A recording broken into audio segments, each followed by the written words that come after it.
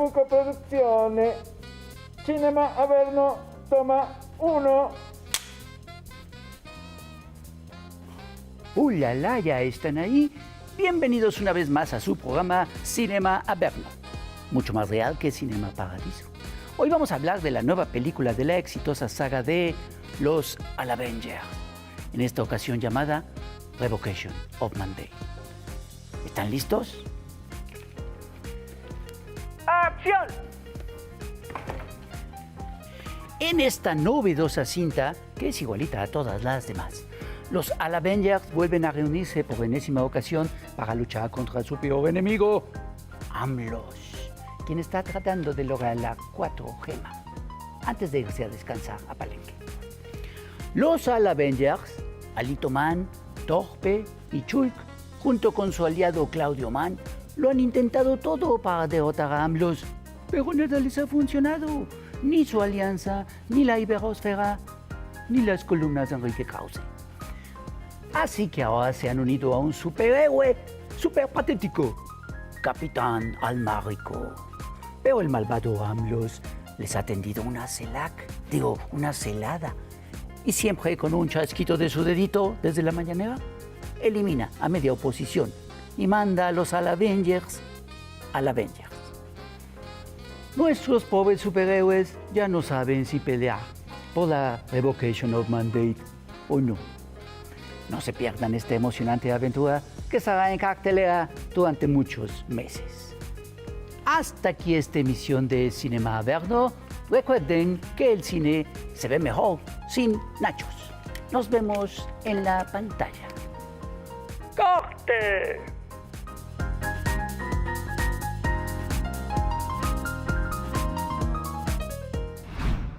Mira, Ahí está, yo digo que está allá, es ¿no? por acá, ¿ah? Sí. ¿Para allá? Debe ser por allá. Vamos. Pero mira quién apunta, Ay, no, eso no puede ser. ¿Qué están haciendo? Estamos buscando al invitado. Pero lo están buscándolo para el norte. Lo estamos buscando con una brújula. Ya ves que dicen que luego perdemos la brújula. Ándale.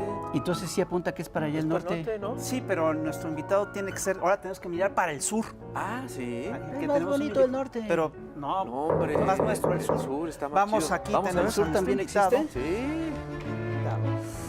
Ricardo Patiño, por favor, Hola, ¿qué pásale. Maestro. Hola, un gusto. Bienvenido. Adelante. Por favor, adelante. Un gusto, gracias. Al Averno, bienvenido al Averno. Bueno, hoy tenemos un invitado de lujo, que es ni más ni menos que Ricardo Patiño, que fue ministro de Política de Correa, ministro de Economía, canciller y secretario de la Defensa en Ecuador. Y pues le queremos preguntar, entre otras cosas, acerca de temas latinoamericanos. Y nada más, mira. Eh. Casi nada, ¿verdad? Casi nada. Oye, Humildemente. se me olvida otro dato. Es decir, él es el que operó todo el asilo a Julian Assange, ahí humildemente. Ahí nomás. Pues Pues bien. bienvenido, nos da mucho gusto que hayas aceptado venir a platicar. A mí me gustaría empezar con algo que sucedió hace unos pocos días, que fue la reunión de la Comunidad de Estados Latinoamericanos y Caribeños, la famosa CELAC. Se habló mucho sobre ello, hubo mucha controversia, hubo mucha polémica. ¿Tú cómo viste esta reunión, que tenía ya tiempo que no se llevaba a cabo? ¿Cómo la viste en estos nuevos tiempos que están pasando en América Latina? Realmente un aliento para el pensamiento integrador de Latinoamérica, para el futuro de América Latina. Recordemos que la CELAC se constituye recién en el 2011, después de que en el 2008 se había constituido UNASUR, que integró a los países de América del Sur y que dio lugar entonces, después de que ya SICA se había integrado en Centroamérica y que CARICOM se había integrado, se había producido ya en el Caribe, ya se generan como las tres patas de esta mesa y se crea. Ya hace 4 años que no se veían y anteriormente todos los años los presidentes, los jefes de Estado y de gobierno de los países se reunían. Yo creo que el liderazgo de México y particularmente el presidente López Obrador, de su canciller Ebrard, han sido muy importantes, porque no es fácil después de esta derechización de algunos gobiernos de la región, que no solamente son de derecha, sino algunos miopes, porque no todos los de derecha son miopes, pero algunos miopes, que Bolsonaro se retira de la CELAC, que es el único gobierno que se retira de la CELAC, y otros comienzan a poner zancadillas. Sin embargo, el peso político inmoral, yo diría, de Andrés Manuel López Obrador, dar lugar a que se produzca esta reunión. Ya que solo se hayan reunido es muy importante. Y más allá de que se hayan concretado también temas de interés de todos los latinoamericanos. Yo vi con muchísimo optimismo y con esperanza este regreso a la integración latinoamericana con la reunión de CELAC. Esto es curioso porque se da más o menos al mismo tiempo en el que hay un conflicto serio con la Organización de los Estados Americanos, que ha tenido un papel, debo decir, vergonzoso en los últimos años, por decirlo menos, ¿no? Sí. En los últimos años, Sí, ¿no? claro. Yo nunca había visto de manera tan abierta a digamos, un presidente de la OEA, a un representante de la OEA, a un jefe de la OEA, operar de manera tan directa un golpe de Estado como en Bolivia. Pero mira, realmente es que a mí me tocó participar en los procesos de creación de estos nuevos espacios de integración, Sí. básicamente de UNASUR y de CELAC. Sí. Y también nosotros nos integramos al ALBA, que ya había nacido en el año 2004. Pero, ¿qué diferencia tan grande se producen las reuniones de UNASUR y de CELAC? Los presidentes, incluso, por eso digo, presidentes de derecha, que no tenían una visión tan miope, que participaron, que propiciaron la integración en el 2008 y el 2011, particularmente en el 11 por CELAC, que habían posiciones diametralmente opuestas. Estaba, digamos, el presidente de Chile y estuvo incluso Uribe en su primera parte. Bueno, estaba Calderón aquí. Calderón acá, eran presidentes de derecha, pero entendían que la integración era importante es importante para nuestros países, para nuestros pueblos, para nuestras economías. Y ellos propiciaron esa integración.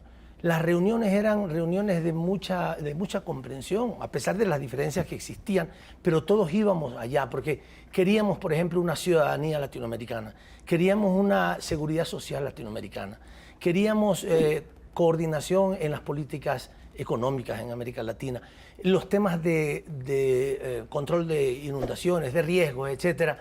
Había espacios para eso, discutir los temas de seguridad. En el caso de UNASUR creamos incluso el Consejo de Defensa, el Consejo Sudamericano de Defensa, el COSUDE, que ya nos permitió a nosotros conversar sobre la defensa, ya no con Estados Unidos, porque es absurdo tener reuniones de la colaboración, de cooperación con Estados Unidos, cuando Estados Unidos es el que nos invade. O sea, Claro. Tenemos 150 años a todos los países, creo que con excepción de Costa Rica, a todos los países nuestros, o los ha invadido, o ha propiciado golpes de Estado, ha propiciado muertes de presidentes, ha provocado desestabilización. Conversar con ellos sobre seguridad es absurdo. Nosotros creamos el Consejo de Seguridad Sudamericano y también comenzamos a establecer, por ejemplo, acuerdos para información sobre armamento en nuestros países para ir propiciando un desarme, porque ya, digamos, además, habiendo constituido en los dos casos UNASUR y CELAC, y habiendo definido como territorios de paz. Eso es muy importante. Si dijimos, Claro. somos territorios de paz, todos los gobiernos lo dijeron, significa que aquí no va a haber armas nucleares. Eso es una ventaja enorme. A veces, digamos, no nos damos cuenta de la importancia que eso tiene para nuestra América Latina de no tener armas nucleares. De, en algunos casos, decidir plenamente, en el caso de la Constitución de mi país, del Ecuador, no aceptar ninguna base militar de ningún lugar. Son palabras mayores que valen la pena considerar cuando hay otras partes del mundo en donde la guerra es la comida de todos los días. Sí, claro. Entonces, por eso, digamos, tiene tanta importancia este evento, esta recuperación del espíritu integrador de América Latina con la reunión que se produjo acá con CELAC. Wow. Oiga, maestro Ricardo, maestro Ricardo, ¿cómo se encuentra hoy Ecuador? Veo que hay una decepción, bueno, no decepción, ya se lo esperaban, con el nuevo presidente. Sí, bueno, el presidente Guillermo Lasso es un banquero. Es lamentable que haya llegado a ganar las elecciones.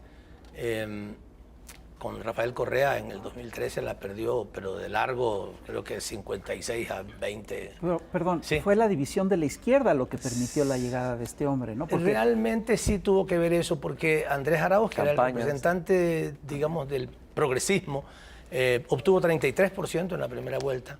Pachacuti, que, digamos, podríamos decir que debería de representar a la izquierda también, porque representa de alguna manera, es el brazo político del movimiento indígena más fuerte del Ecuador, que es de la CONAIE, debió haber apoyado en la segunda vuelta a Andrés Arauz y no lo hizo. Dijo que pedía un voto nulo ideológico. Nunca entendimos qué era eso, pero en la práctica significó, sí, Suena en la rimbombante. práctica significó apoyar a Lazo. Mucha gente ante eso dijo no, apoyemos a Lazo o votemos nulo. Y la votación nula fue muy grande, porque el voto indígena era importante. En las anteriores elecciones, en la segunda vuelta hubo 600.000 votos nulos, ahora hubo 1.700.000. Sí, tuvo mucho impacto ese voto nulo y dio lugar a que gane Guillermo Lazo. Es una desgracia. Bueno, ahí hay muchos temas sobre los que podríamos conversar, pero tú preguntabas sobre lo que está pasando ahora. Sí. Es la expresión del neoliberalismo en pleno, o sea, clarísimo, la que lleva adelante, la que va a llevar adelante, ya comenzó Guillermo Lazo. Un que banquero, significa- presidente. Sí, Es que un no sea banquero, nada más y nada menos. La banca que fue responsable de la peor crisis en el Ecuador en el 99, que dio lugar a que 2 millones de ecuatorianos tuvieran que salir corriendo del país porque provocaron una crisis con la famosa desregulación del sistema financiero y bancario. Él además, su banco se empoderó, se apoderó de muchísimos recursos con manejos financieros muy chuecos, legales, porque ellos habían provocado la legalidad de eso, pero el manejo financiero lo hizo enriquecerse de manera extraordinaria. Y este hombre viene con la consigna de privatizar todo, viene con la consigna de vender los bienes que el Estado tiene, que con tanto esfuerzo, no solamente en nuestro gobierno, sino desde antes se hicieron hidroeléctricas, empresas, cerraron Seguro Sucre, una aseguradora que era del Estado y que permitía que las ganancias del seguro, que digamos se queden en el propio Estado y no vayan a otras empresas. Hay millones de dólares que está regalando prácticamente a otras empresas. Y ha mantenido la política de no subsidios al combustible. Nos preocupa que vaya a pasar eso con el gas también. Y a reducir el tamaño del Estado, más allá de lo que hizo Moreno, el traidor Moreno, todavía lo va a reducir más gente en el desempleo, y una política laboral que es espantosa, es de morirse. O sea, realmente, debo decir, en el gobierno de Rafael Correa nosotros logramos un cambio tan importante de la consecución de derechos para la ciudadanía y particularmente de derechos laborales, porque antes había una tercerización terrible en nuestro país. Nadie estaba contratado por la empresa en la que trabajaba, sino que El outsourcing, me suena. Bueno, me suena. eso era de todos los días allá. Y también el incumplimiento de las leyes laborales. Con el gobierno de Rafael Correa eso se terminó. Se duplicó en prácticamente 2 o 3 años el ingreso de trabajadores a la seguridad social. Los derechos de los trabajadores fueron respetados. Ya la gente trabajaba en la empresa que le correspondía, recibía las utilidades. En nuestro país una ley laboral muy importante. El 15% de las utilidades netas de las empresas las reciben los trabajadores al final del periodo fiscal. Y este hombre está arrasando con todo. O sea, está arrasando con eso, el trabajo por horas, puedes despedir al trabajador sin derecho a ninguna liquidación. El cuento es que el actual contrato, el actual Código del Trabajo es demasiado generoso para los trabajadores y entonces el costo laboral es muy alto. Pero nosotros demostramos en nuestro gobierno que ese costo laboral muy alto implica también un mayor nivel de demanda de la ciudadanía y que la economía mejora sustancialmente y que a todos nos va bien, cuando le va bien a la masa trabajadora, al conjunto de los trabajadores. Pero eso están arrasándolo en este gobierno y bueno, yo creo que va a haber reacciones muy fuertes de la ciudadanía porque no le van a aguantar esto.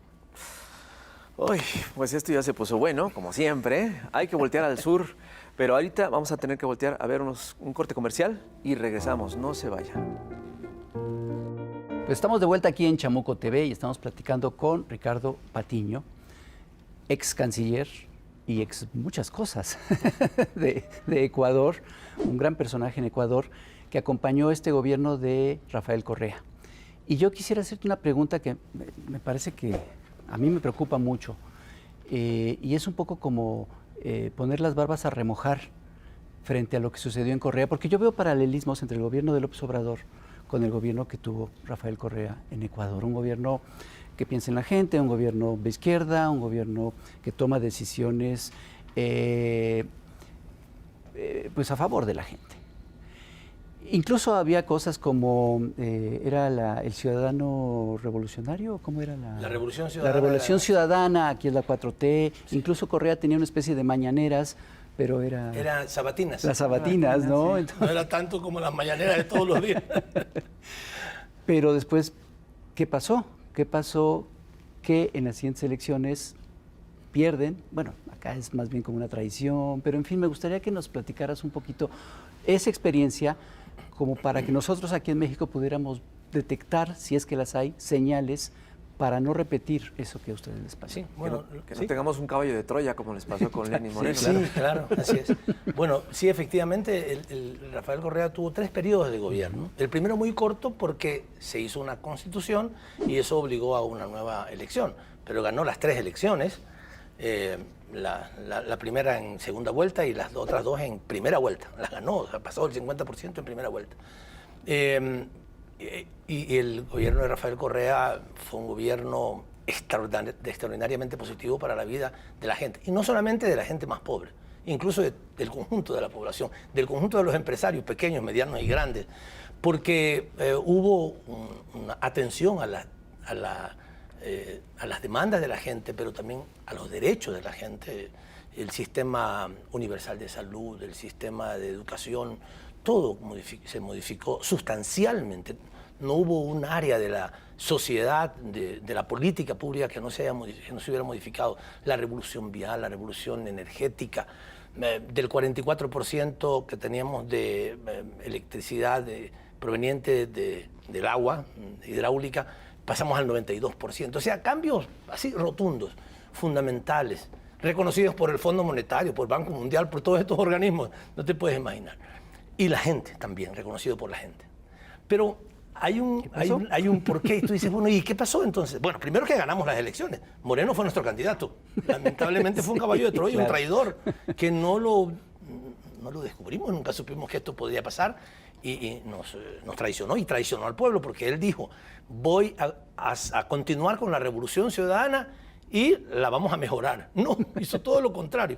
Comenzó a cumplir el plan de Guillermo Lasso, porque Guillermo Lasso fue su contrincante en el 2017, y ahora pues ya Lasso está ahí en el poder. Pero uno se pregunta, y si Moreno traicionó, ¿por qué? Yo también me pregunto, digo yo, a la semana de la traición de Moreno, debía haber estado 1 millón de personas en el Palacio de Gobierno diciendo, oiga señor, usted dijo que iba a continuar y por eso votamos con la Revolución Ciudadana, y usted no ha hecho eso, está haciendo todo lo contrario. Eso no pasó. ¿Por qué no pasó? Porque nosotros hicimos, como he dicho antes, un buen gobierno. Yo podría decir un excelente gobierno, pero no logramos transformar la correlación de fuerza, el poder que va más allá de un buen gobierno. Hicimos un trabajo para nuestro pueblo, pero no lo hicimos con nuestro pueblo, acompañados plenamente de nuestro pueblo. Sí había expresiones populares, había mucha más democracia, todo eso, pero no hubo una organización. Primero, lamentablemente dejamos casi en soletas al partido político, porque todos los principales dirigentes políticos nos fuimos al gobierno, porque era urgente. Es decir, ahí está la diferencia entre la urgencia y la importancia. Es que eso es lo que ha ocurrido en todos los procesos. Vaciamos, así, vaciamos al partido. Vaciamos al partido y dejamos compañeros ahí buen intencionados, pero que no tenían el liderazgo, la capacidad organizativa, etcétera, de quienes habíamos estado cuando construimos el partido. Dejamos, digamos, muy vaciado el partido. Y otro elemento que es tal vez más importante o como consecuencia de eso es que descuidamos a la organización social. La descuidamos completamente. Alguien puede decir, no, pero sí se hicieron organizaciones nuevas. Sí, se hizo una nueva, la Central Única de Trabajadores, se hizo una red de maestros, una red de salud. Sí, pero básicamente con dirigentes, pero no con un trabajo de base popular, de formación política ciudadana. no de un cursito a unos militantes que a veces dicen, no, pero estamos dando formación política. La gente dice, a unos militantes, no, a la ciudadanía. Lo que hacía Rafael Correa con las sabatinas era muy importante, era una pedagogía política impresionante. Pero era una vez a la semana. Me suena. Una vez a la semana, eran 3 horas fantásticas. Sí, se ponía en su lugar a todos quienes habían mentido a los medios de comunicación, especialmente a la derecha. Suena. Pero, sin embargo, de ahí, toda la semana, las 24 horas del día, los grandes medios de comunicación le daban y le daban y le daban en contra. Y cuando llega Moreno y Moreno traiciona, ahí sí nos bloquean completamente los medios y se dedican 4 años enteros a desprestigiar, como no podían negar lo que habíamos hecho, porque no podían negar los derechos de la gente que se habían conquistado, entonces lo mancharon con el lawfare. Lo mancharon. Ahí hay una gran red vial. Pero hay corrupción. Nunca han podido demostrar, nunca, ninguna. Un acto aislado de corrupción, sí, por ahí había. Pero de ahí, todo lo que hicimos, lo que construimos en beneficio de los derechos de la gente y de la infraestructura y de la economía, no lo podían negar. Entonces se han dedicado a manchar y acusarnos a nosotros de una y otra cosa para que la gente diga, no, sí, hubo grandes errores. Pero finalmente, ¿por qué pudo pasar esto? Porque nosotros descuidamos el trabajo de base, el trabajo popular. Y eso yo lo digo para todos mis hermanos latinoamericanos, no podemos olvidarlo. Porque la gente te quiere, te aprecia mientras estás en el gobierno, pero después de eso, cuando ya no estás, cuando no tienes opción de responder, como aquí se lo puede hacer, cuando uno está en el gobierno, y cuando toda la derecha y también los intereses imperiales y de las grandes transnacionales son afectados porque nuestros gobiernos afectaron esos intereses para beneficiar a la gente, entonces comienzan una campaña sistemática, una estrategia de liquidarte. A ti te acusaron. A mí, yo estoy refugiado en México porque di un discurso en una reunión interna del partido en donde dije, es tiempo ya de acompañar a nuestro pueblo a las calles para defender los derechos que se les están arrebatando de lo que nosotros hicimos en nuestro gobierno, se los está arrebatando Moreno. Hay que salir a las calles y si es necesario cerrar alguna carretera, si es necesario tomarse alguna institución pública o privada, porque los bancos nos estaban robando plata, nos robaron millones de dólares en unos seguros no contratados por la ciudadanía, tenemos que hacerlo. Por eso, y además dije, pero esto no significa usar la violencia. Lo dije claramente para que no me malinterpreten. Pues por eso usaron 2 testaferros, me pusieron una denuncia y tuve que salir del país, porque si no estaría en la cárcel por dar un discurso. O sea, así a eso se llegó. La derecha quería que los referentes políticos más significativos, más visibles de lo que ellos llaman el correísmo, nosotros llamamos la Revolución Ciudadana, querían tenernos en la cárcel o querían tenernos fuera del país. A Jorge Glass, que fue el vicepresidente de Lenín Moreno, elegido en la dupla con él, ya va a cumplir 4 años en la cárcel. No han podido demostrar un centavo mal habido de Jorge. Y Rafael Correa tiene 30 y pico de juicios políticos. Ayer le pusieron uno nuevo. Cerramos 13 universidades que eran una estafa. Sí, 13. hombre. De las 70 que habían, 13 eran una estafa, eran universidades de garaje, universidades, pero vendían los títulos, era una porquería. Ahora, aprovechando que llegó Guillermo Lasso al gobierno, ahora le están haciendo una demanda a Rafael Correa y al secretario de Educación Superior por delincuencia organizada, porque les quitaron sus universidades. La cerramos porque era una vergüenza y todo el mundo finalmente aceptó que así debía haber sido. Pero ahora están aprovechando que la derecha llegó para hacer esto. Y lamentablemente no hemos logrado todavía tener suficiente reacción. Yo insisto, hay que hacer un buen gobierno, pero no puede descuidarse el trabajo de la base social, porque si descuidamos el trabajo de la base social, no habrá una respuesta fuerte ante los embates de la derecha, ante el regreso ideológico o político de la derecha. Eso es fundamental. Pues ya estamos de regreso aquí en el Chamuco TV, en el Plus de YouTube, y seguimos platicando con nada más y nada menos que el ex canciller Ricardo Patiño de Ecuador. Y estamos muy contentos porque esto ya se puso sabroso y nos has dejado con la boca abierta y con una angustia porque vemos muchas similitudes, ¿no? En lo que estamos medio viendo aquí en México con respecto a campañas sucias, medios de comunicación aventando fake news al por mayor. Pero hablaste hace ratito de los errores que se cometieron, ¿no? Y es como un jalón de orejas, como de poner, como bien dijo Pepe, poner las barbas a remojar. ¿Qué se ha hecho, qué se ha estudiado, qué se ha planteado, qué es lo que nos pueden compartir para que no se cometan los mismos errores en México? Bueno, yo quiero partir de decir que no puedo dar consejos, nunca es bueno hacerlo, pero ya que me pides una opinión al respecto de lo que a nosotros nos pasó, o sea, lo que a nosotros nos pasó fue que nosotros hicimos un extraordinario buen gobierno, fomentamos los derechos de la ciudadanía, los consolidamos en políticas públicas, mejoramos la economía, etcétera, ¿verdad? Hicimos unas políticas públicas extraordinarias, reconocidas incluso por la derecha. Incluso Guillermo Lasso en la primera campaña dijo, después dice lo contrario, ¿no? Pero dije, yo no puedo dejar de reconocer de que lo que ha hecho Correa con la educación es muy bueno, yo la voy a continuar. No le funcionó, entonces ya en la segunda campaña dijo que éramos ladrones, ¿no? Y lo que tú decías respecto al fake news y a la campaña sucia mediática, yo quiero solamente prevenir algo. Cuando estás en el gobierno te hacen campaña sucia mediática. Cuando sales del gobierno te mandan a la cárcel. El O sea, lawfare.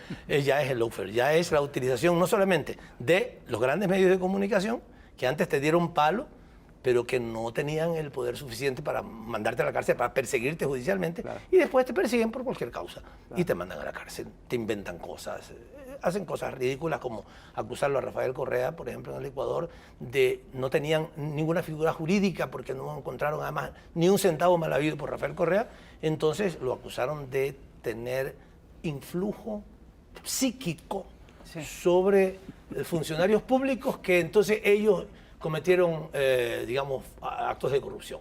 ¿Pero por qué Rafael Correa está? Porque tuvo un influjo psíquico sobre ellos. Es una figura jurídica que sí, existe la figura jurídica. ¿Saben para qué existe? Para personas menores de edad, que sus padres tienen un influjo psíquico sobre ellos. Cometen un delito porque sus padres lo están cometiendo, entonces ellos tienen ese influjo psíquico. Bueno, ahora lo hicieron, utilizaron esa teoría jurídica para decir que lo había hecho. Bueno, pero digamos, para meterlo en la cárcel, no han podido meterlo en la cárcel porque ante esa barbaridad jurídica, ningún país, digamos, ha aceptado eso. Han pedido extradición a Bélgica y no le ha aceptado. Han pedido alerta roja a Interpol y Interpol les ha dicho no. O sea, perdonen, pero eso es una persecución vulgar, no con esas palabras, no, pero 3 veces Interpol le ha dicho no, señores. Con esos juicios no vamos a ponerlo a Rafael Correa en la lista roja ya tomarlo preso. Igual en mi caso también. Dijeron no, con el caso de Ricardo Patiño, porque dio un discurso. Ustedes quieren meterlo preso, la Policía Internacional no se va a prestar para eso. Pero entonces, insisto primero en este tema, ¿verdad? De que, cuidado, que uno dice, no, solamente están diciendo mentiras, solamente están tergiversando las cosas. No, esa es la preparación para cuando, digamos, toman más espacios de poder, cuando la derecha llega, puede retomar el poder. Entonces la guerra es fenomenal y tratan de liquidarte desde todo punto de vista, ¿no? Hacías una pregunta sobre, esta era la primera parte que comentabas, pero hacías una pregunta sobre qué pasó, qué fue lo que nosotros no hicimos bien. Primero quiero insistir, porque es muy importante decirlo, a veces uno cuando hace una autocrítica, entonces la gente dice, miren, si le fue hicieron muy malas cosas. No, quiero partir diciendo, y podría tomarme una semana hablando de las bondades de nuestro gobierno, pero sí hubo una cuestión en la política que no hicimos bien, o que no hicimos, tuvimos una laguna, una falla, y es que descuidamos, nunca traicionamos, pero sí descuidamos a la organización social, a la que existía y a la que debió haber también existido, trabajando no para manipularla, sino para darle condiciones para su fortalecimiento, para que no solamente el gobierno hiciera las cosas y para que no pasara lo que también, lamento decirlo, también es una autocrítica, nosotros llamamos a los ciudadanos beneficiarios de las políticas públicas. Esa es una gran limitación. No debíamos haberlos considerado beneficiarios, sino actores, protagonistas principales. Ellos debieron haber sido parte del diseño de las políticas públicas, del impulso de las políticas públicas, de la corrección de las políticas públicas. Debíamos haber trabajado mucho más con nuestro pueblo, que es más largo, que es más difícil, que a veces hay contradicciones, que la gente te critica, sí. Y a veces pasa que en el gobierno, a veces no queremos escuchar mucho eso y decimos, no, hay que ir rápido. Y ahí hay también una frase popular muy conocida que dice que si quieres llegar rápido, ve solo, pero si quieres llegar lejos, ve acompañado. Nosotros fuimos rápido y no fuimos suficientemente acompañados de la organización social, que finalmente si se produjo la traición o si venían unas nuevas elecciones, iba a decir, no, sigamos con la revolución ciudadana, no aceptemos estas mentiras porque estamos claros ideológicamente de que ese es el camino correcto y que de ahí, digamos, ese camino deberíamos seguir. Y eso no fue lo que pasó, porque incluso en las últimas elecciones las perdimos, con muy poco, 48 a 52%, pero finalmente perdimos las elecciones. Que es un triunfo haber perdido las elecciones con tan poco, después de 4 años enteros de que no estuvimos en la prensa, de que no nos dejaron hacer nuestro partido político, nos tuvimos que meter de contrabando en un partido, de que no teníamos un espacio en los medios de comunicación y de que las 24 horas del día decían que Correa y sus ministros y su equipo de gobierno eran lo peor, la corrupción, etcétera, etcétera. O sea, haber sacado el 48% después de todo eso, decimos de alguna manera, bueno, implica que la gente sí reconoce lo que hicimos. Pero si nosotros hubiéramos hecho el trabajo de formación ciudadana, de apoyo a la organización, de apoyo a la movilización, incluso aunque a veces nos hubiera costado tener que digamos, aceptar movilizaciones en contra de algunas políticas que en algo nos pudimos haber equivocado, eso hubiera sido mejor porque consolidaba el poder popular, lo que se llama el sujeto histórico de la Revolución Ciudadana. No lo construimos y convertimos realmente a quienes estábamos en el gobierno en los responsables de la revolución, y eso no estuvo bien. En esa parte nosotros nos equivocamos. Yo aquí quiero hacer una reflexión que es muy sencilla. Fíjate, el proceso en todos los países de América Latina, todos los procesos progresistas, corren paralelos y tienen procesos muy similares, ¿no? Son muy similares, son muy parecidos. Y una de las cosas que yo veo que ocurrió aquí en México es que el modelo neoliberal lo que hizo es desorganizar a la sociedad. Ese fue el trabajo que que han hecho los neoliberales en América Latina en las últimas décadas. Han desorganizado a la sociedad. Desmovilizar. Desmovilizar. Donde había sindicatos, los acabaron. Es decir, tú revisas cuántos sindicatos había en México en 1980 y ves cuántos hay en el 2010 y te vas a dar cuenta que los diezmaron, acabaron prácticamente con todos los contratos colectivos, con todas las organizaciones populares y demás. La única vía de organización que dejaron fue la vía electoral. La vía electoral, claro. Y la gente se organizó por la vía electoral. Sí, sí. Entonces, uno de los problemas que vemos ahorita es que, por ejemplo, hay una ley favorable, favorable a la democratización sindical y no se aprovecha. Pero no se aprovecha porque todo ese movimiento sindical quedó diezmado. Es decir, desapareció. Sí. Es decir, no hay dirigentes, no hay bases sociales, bases obreras que estén metidos en esta lógica. Entonces el problema que aquí se plantea es muy serio. Es decir, ¿puede el partido suplir estas cosas?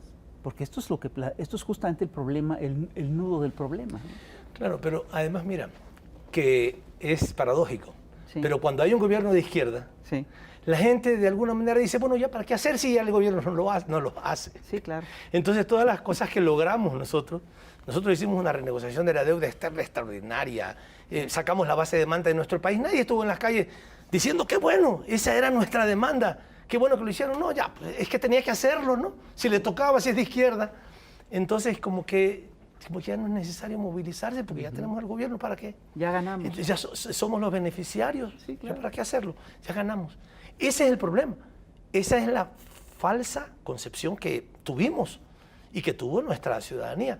Los sindicatos, por ejemplo, en el Ecuador, yo también recuerdo, en la época neoliberal previa los diezmaron, pero en nuestro gobierno no se constituyeron muchas nuevas organizaciones sindicales y las que existían, digamos, estaban esperando que el gobierno tomara medidas positivas, pero fueron pasivos, actores pasivos.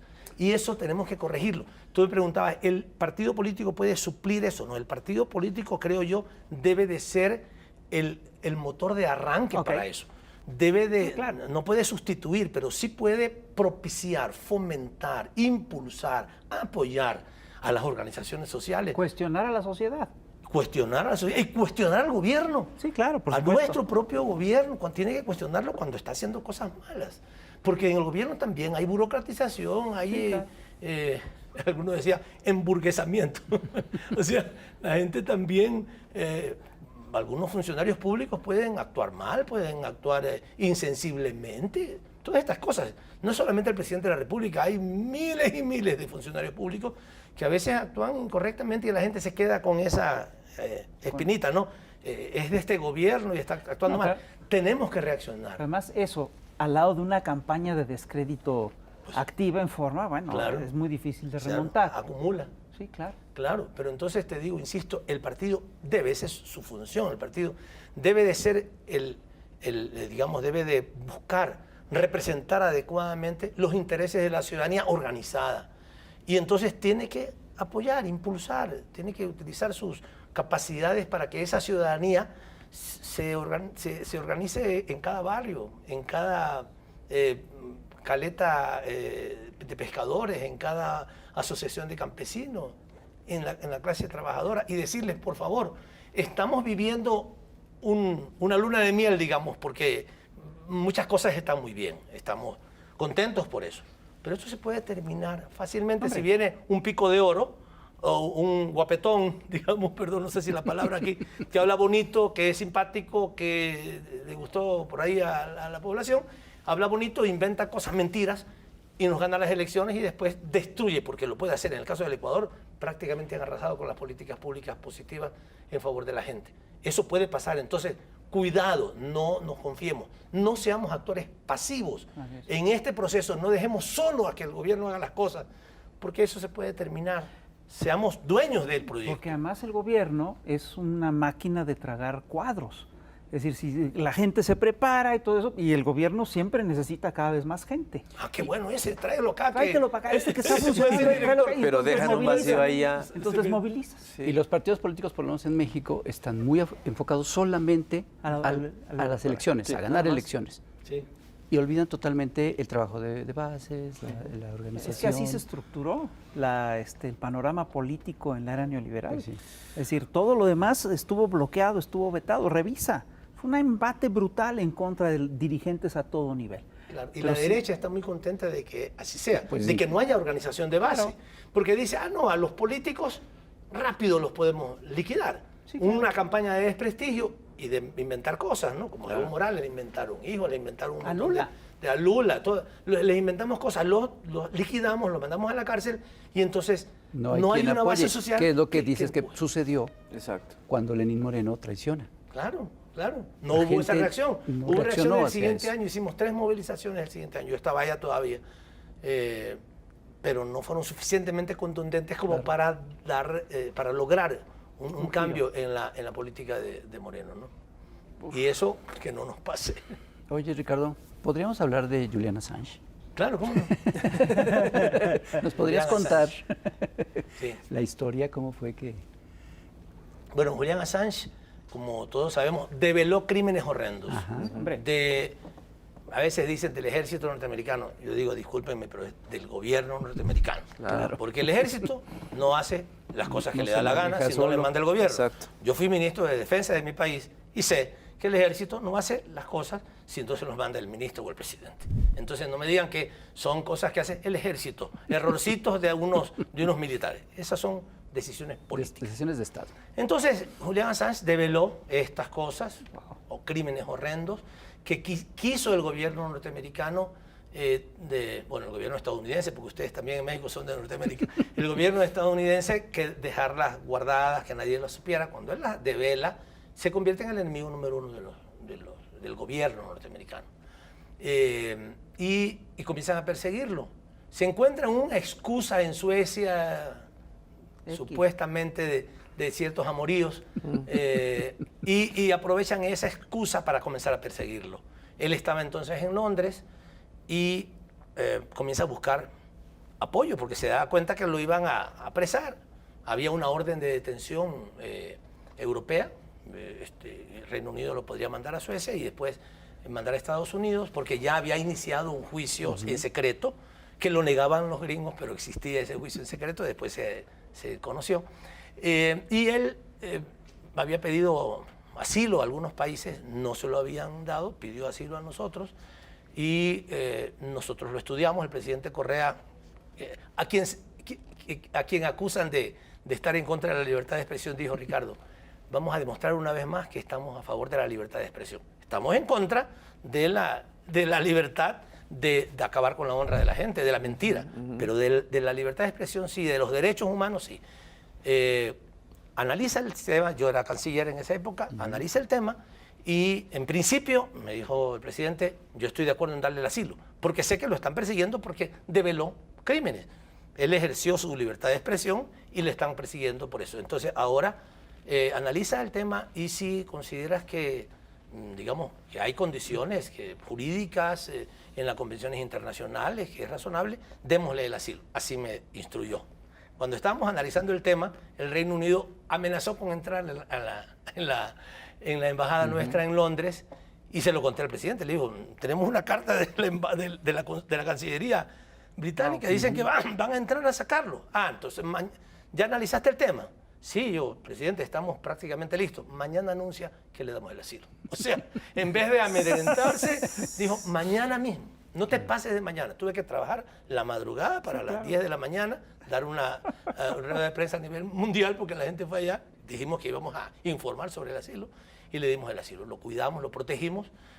Quiero decir, lamentablemente, Australia, ya sabemos que en qué digamos, alianzas internacionales está Australia, ni siquiera, cuando ya estaba asilado, ni siquiera aceptaron mandarle un médico para que lo viera, porque queríamos, digamos, que también compartir los costos de la presencia de Julián en nuestra embajada, pero no, tuvimos que hacerlo todos nosotros, lo protegimos como debimos haberlo protegido, y lamentablemente Lenín Moreno no solamente traicionó a Correa, traicionó al pueblo ecuatoriano, sino que también cometió uno de los más grandes torpezas, pero además traiciones mundiales, al haber entregado a un asilado justamente a quienes lo estaban persiguiendo. Claro. O sea, yo no conozco otro caso y estoy pidiendo que la gente me diga, si alguien conoce, que un país que haya entregado a una persona que había asilado, lo haya entregado a sus perseguidores. Y lo hizo.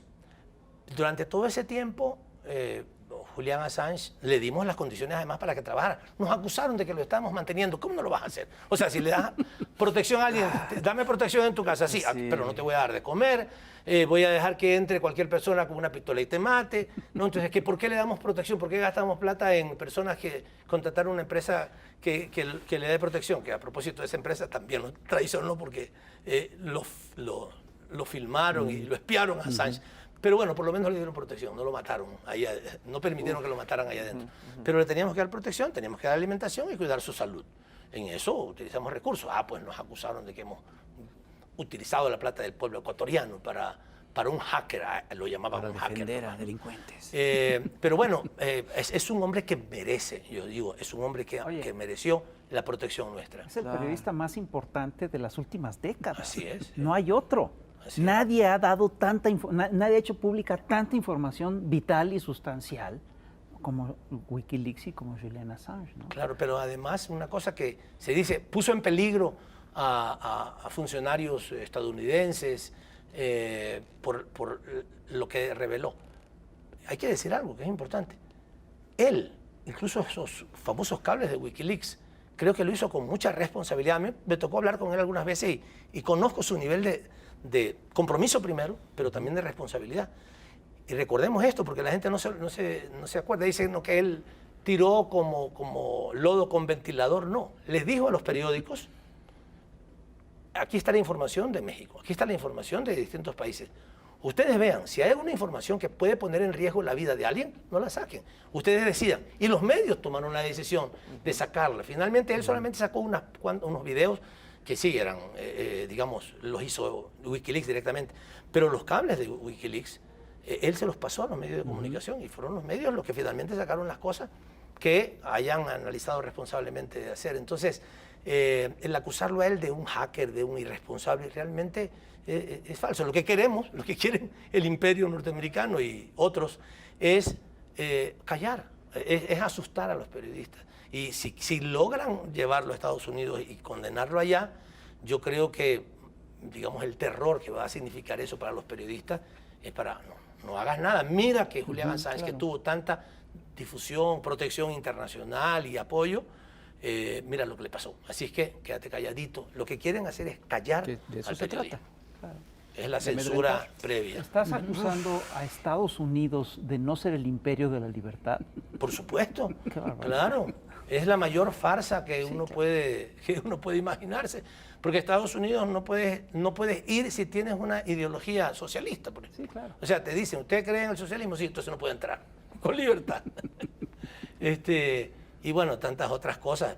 No solamente la falta de libertad ahí, sino la agresión al mundo entero, que ha significado el imperio norteamericano. Y que ustedes lo vivieron, les que llevaron la mitad del territorio. A nosotros nos dieron un golpe de Estado. Felizmente no fue muy grave como el de Chile, pero en Chile, Argentina, Uruguay, Paraguay, en cuantos otros lugares, Somoza en Nicaragua, la invasión a Panamá, sacar al presidente de Grenada, República Dominicana, 51 intervenciones norteamericanas, todas para defender sus intereses y Hubo acabar con como la democracia 100 en nuestro país. intervenciones norteamericanas en el siglo XX. Sí. Sí. Y todas, es decir, bueno, de todas estas, solo 2 no fueron de la derecha y son muy pocas las que no fueron promovidas directamente por Estados Unidos. Así es, Empezando por el asesinato de Madero en México en 1913, que fue promovido en la Embajada de Estados Unidos y es conocido como el plan de la Embajada. Sí.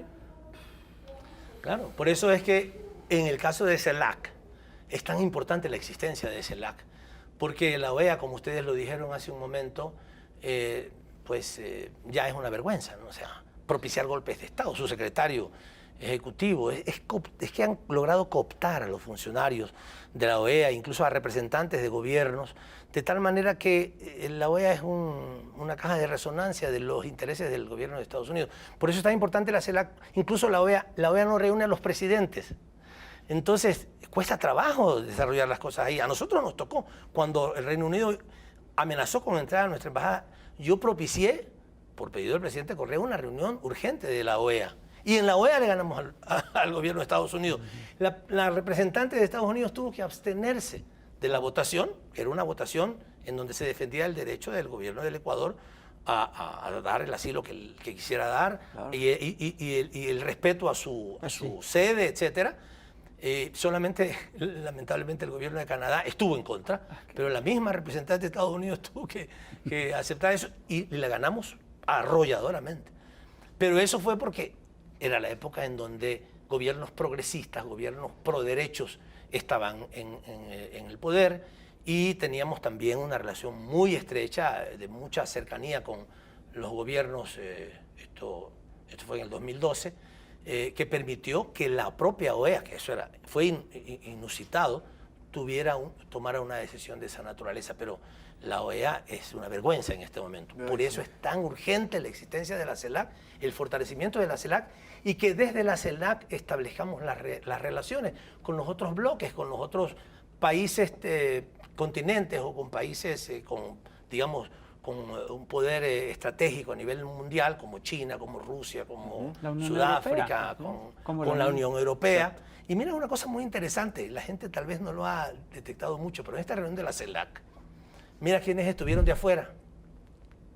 La CEPAL, que es muy importante, Alicia Bárcena es una extraordinaria funcionaria, y la CEPAL ayuda mucho en la parte técnica, digamos, conceptual a los gobiernos de América Latina.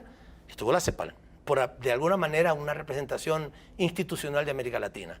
Estuvo la Unión Europea, el presidente del Consejo Europeo, es muy importante, y también, ese presidencialmente, sí. Y a través del internet estuvo el presidente de China y también pues el secretario general de las Naciones Unidas. Este es un mensaje, sí, digamos, sin decir quién no estuvo. Exactamente. Sabemos quién no estuvo, ¿ya? Pero sabemos que ahorita la disputa geoestratégica entre China y Estados Unidos es clara. El que se haya decidido invitar a China, yo creo que no fue un acto discriminatorio de la presidencia de la CELAC, sino un acto de justicia histórica. O sea, China no nos ha invadido nunca, China no nos ha golpeado, no nos ha establecido dictaduras. podemos invitarlo, además es un país en crecimiento, en Es un progreso, poder. es bastante respetuoso, digamos, de las políticas internacionales, pero Estados Unidos no, va a ser muy mal visto que llegue. Y no estuvo una representación de Estados Unidos. No sé si lo hubieran invitado hubiera venido o no, pero es bien decidor, no sé si la palabra se usa aquí, digamos, es significativo. es significativo, ¿verdad? Decimos en el Ecuador, es decidor, dice mucho. Es revelador. Es revelador, ¿verdad? Que haya estado esta representación y que no haya estado la representación. Claro, hubiera sido también bueno que vinieran otras representaciones, países árabes, países del sudeste asiático, la Unión Africana, pero bueno, fue una representación muy interesante y eso dice mucho de lo que puede hacer en los foros internacionales América Latina Unida. En nuestra época, en la época del nacimiento de CELAC, a mí me tocó, porque nosotros tuvimos la presidencia durante un año, hacer ese tipo de conversaciones. Tuvimos foros, CELAC, China, CELAC, Rusia, CELAC, Unión Europea, CELAC, no hicimos con Sudáfrica, con Turquía, y la CELAC llevaba sus propuestas en forma consensuada hacia las Naciones Unidas, en los foros sobre cambio climático, en los foros sobre desarme nuclear, etc. La voz de la CELAC, qué distinto que es la voz de la CELAC, que vaya un país grande o pequeño de América Latina a discutir las cosas. Y yo recuerdo que nos hacíamos las reuniones previas, llevábamos posiciones conjuntas y se escuchaba la voz de otra manera de los estados latinoamericanos y caribeños, porque llevábamos una posición conjunta. Así es que yo estoy muy contento por esa recuperación del espíritu integrador que en gran medida tiene que ver con el liderazgo de México y también pues con el apoyo de muchos otros países. Y pues empezamos con la CELAC, hicimos todo un Sí, viaje sí, y regresamos a la CELAC. Estuvo muy bien. Estuvo muy bien. Estuvo padrísimo. Tú, una última pregunta, ¿tú qué posibilidades reales ves de que haya un organismo que sustituya a la OEA? Bueno, tiene que ser la CELAC, pues, porque la OEA es América sin Cuba y sin Venezuela, que decidió retirarse. En cambio, la CELAC es América sin Estados Unidos y Canadá. Que por supuesto los intereses de Estados Unidos y de Canadá, que forman un bloque a nivel internacional, ellos dos con el Reino Unido y con Australia, sus intereses son distintos completamente a los nuestros. Se demostró en la Guerra de las Malvinas.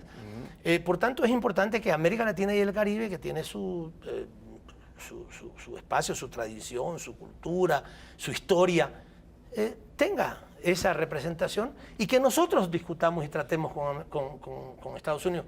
No nos vamos a pelear siempre con Estados Unidos, es un actor mundial desde todo punto de vista. Tenemos que hacer acuerdos con ellos, políticos, también acuerdos comerciales. Por supuesto, no creo en un tratado de libre comercio de toda América Latina con Estados Unidos porque hay muchas diferencias entre nuestros países y por tanto no se puede hacer una cosa de esa naturaleza, pero sí es trabajar en acuerdos como América Latina, de todo tipo, comerciales, políticos, militares, con los otros bloques del mundo, y yo creo que está destinado a hacer eso. La CELAC y la OEA debería de pronto desaparecer, porque no sirve en este momento absolutamente para nada. No solamente que no sirve, está totalmente desprestigiada, propició, validó, acompañó un golpe de Estado en un país cuando un presidente ganó con más del 10% en primera vuelta en Bolivia. O sea, es que su desprestigio ya no le debe permitir seguir existiendo.